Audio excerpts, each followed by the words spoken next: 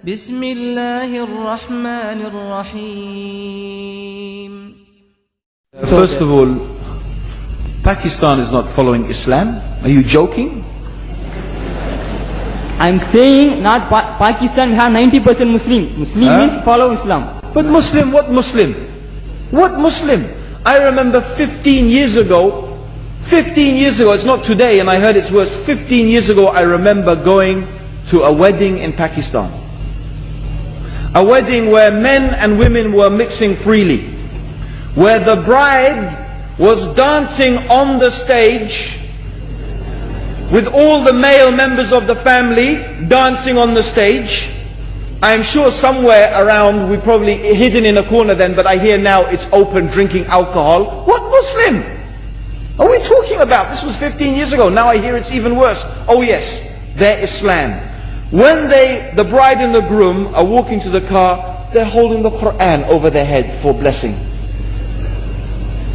That Islam? That's not Islam. What Islam is that? That's exactly the thing I'm talking about. That's why Muslims are in such a mess. Because of this nonsense, this hypocrisy, actually they are insulting the Quran by doing that. Amongst all of this haram, they think that the Quran, holding it over the head, is going to bless them because they're holding it. What is that? Where did they get this from? So I don't know what we're talking about. In fact, this is the problem. You see, the Muslim world itself is so far from Islam. So many you find here in India. Well, I know it's not a Muslim country, but there are lots of Muslims here. But I don't know what sort of Muslim. Most of them go to the dargah and they call upon some dead person in the grave, and they think that by talking to a dead person they're going to have their needs fulfilled. What's the difference between that and worshipping an idol? There's no difference, believe me. It's shirk. I've seen it myself with my own eyes. I'm praying in the masjid, the adhan goes, the people are praying in the masjid, and the people in the dargah are not coming to the mosque to pray. They're still going around the dargah and making all their whatever the things they do. What's that? That's not Islam. You go to many countries, you find Pakistan, you want to see Islam in Pakistan. You know, in England, in every street corner we have a pub. You know what's a pub? You know what's a pub? Like a bar, you know, a place where you sit and drink alcohol. Yeah? Yes? In Pakistan, believe me, they have something worse than that. Yes, worse. On every street they have a picture of a palm. Everywhere you see it, hanging from the windows. They have the picture of a palm.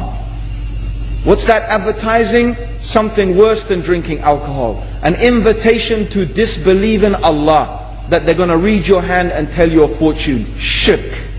It's shirk. Whoever believes, the Prophet said, sallallahu alayhi wasallam, whoever visits a fortune teller out of curiosity, Allah will not accept their prayers for 40 days. Whoever believes in the fortune teller has disbelieved in Allah and His Messenger. That includes, by the way, horoscopes. Yet you see in Pakistan a picture everywhere of a hand. Worse than a pub. Worse than a pub. It is better to drink alcohol than make shirk with Allah. Yes. So this is the Muslim countries. You will not find one except they are not doing magic and shirk and kufr, or except maybe one or two you will find. So this is the state of the Muslims. So no wonder we're in the confusion and the chaos. So these are not good examples. And this is really, in fact, the very reason that I'm saying why we are in such a big mess.